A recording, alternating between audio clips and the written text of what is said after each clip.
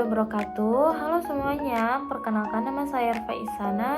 Saya dari kelas C Prodi PGSD. Di sini saya akan melakukan live branding pada proses penjualan yang saya lakukan melalui live streaming selama 3 kali di platform Facebook. Nah, yang pertama, informasi yang saya gunakan ketika branding yaitu informasi strategi yang saya gunakan ya. Nah, strategi yang saya gunakan pertama kali yaitu sebelum melakukan live, saya harus menyiapkan akun khusus penjualan produk, baik itu live ataupun produk yang ingin saya jualkan ya. Nah, dengan cara memfollow orang-orang dengan tujuan agar akun kita ini dan produk kita ini lebih banyak dikenal oleh orang-orang. Nah, akan tetapi dikarenakan saya sudah memiliki akun Facebook dan menurut saya followersnya juga sudah banyak, jadi saya tidak perlu untuk meningkatkan lagi akun saya, sehingga saya melangsungkan saja proses penjualan dan melangsungkan saja proses live yang akan saya lakukan. Dengan catatan saya cukup menggantikan profil atau identitas saya menjadi identitas produk yang ingin saya produksikan atau yang ingin saya lakukan live.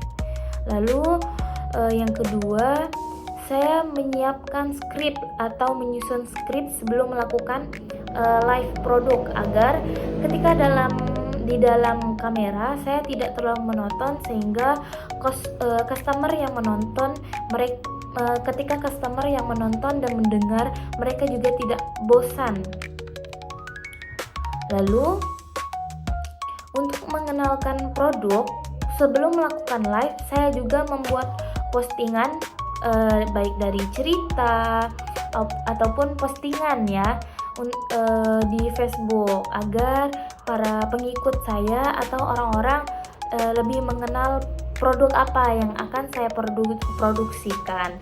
Lalu saya juga membuat jadwal untuk live melalui postingan ataupun sorotan cerita agar dari kejauhan waktu orang-orang sudah tahu bahwa wah, dia akan melakukan live pada hari sekian dan sehingga mereka dapat menonton live yang saya susun sesuai dengan jadwal.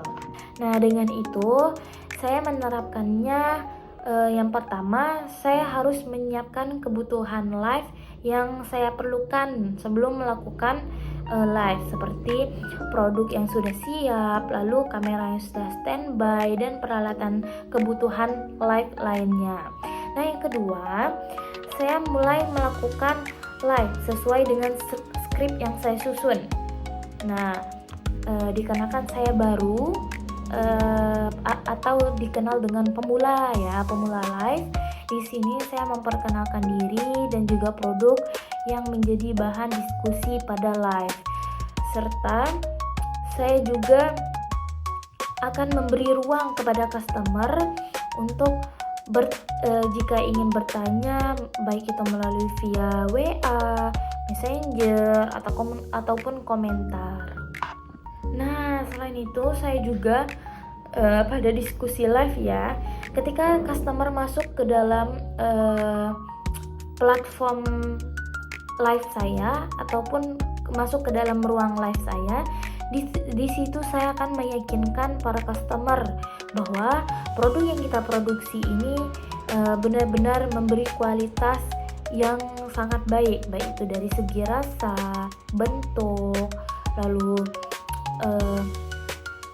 produksinya juga sangat bagus, dengan cara kita bisa memberi testimoni, lalu kepercayaan itu pada customer bahwa apa yang saya katakan itu benar, sehingga rasa ingin tahu pada customer ini cukup meningkat tinggi, sehingga hal seperti itulah kita dapat memancing mereka agar mereka mencoba produk kita.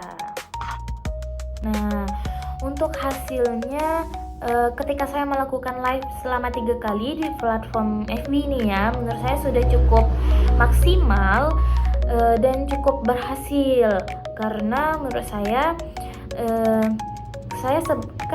baru sebagai pemula, jadi mungkin hasilnya tidak semembludak kreator-kreator yang sudah senior.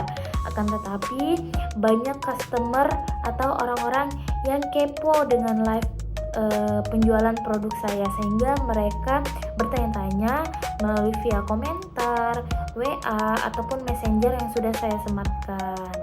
Nah, mengapa saya menyebutkan bahwa untuk hasilnya itu sudah cukup maksimal dan cukup berhasil ya, karena dari segi follower saya menjadi meningkat, lalu untuk hasil penjualannya juga itu sudah ada yang membeli, karena menurut saya sebuah akun kreator yang tidak berhasil jika tidak ada benar-benar tidak ada yang membeli. Nah, sedangkan saya sudah ada yang membeli walaupun tidak sebanyak kreator-kreator yang sudah senior. Jadi menurut saya sudah cukup maksimal dan cukup berhasil. Mungkin saya perlu meningkatkan kembali ya, baik dari segi akun, lalu produk, serta strategi yang mungkin akan menarik perhatian para customer atau timbal balik customer. Walaupun tidak sebanyak orang-orang, tapi setidaknya sudah ada masukan pesanan yang masuk, sehingga menurut saya sudah cukup maksimal dan cukup baik karena sudah ada masukan pesanan. Baiklah, mungkin hanya itu evaluasi pada mata kuliah Digital Entrepreneurship. Saya akhiri, wassalamualaikum warahmatullahi wabarakatuh.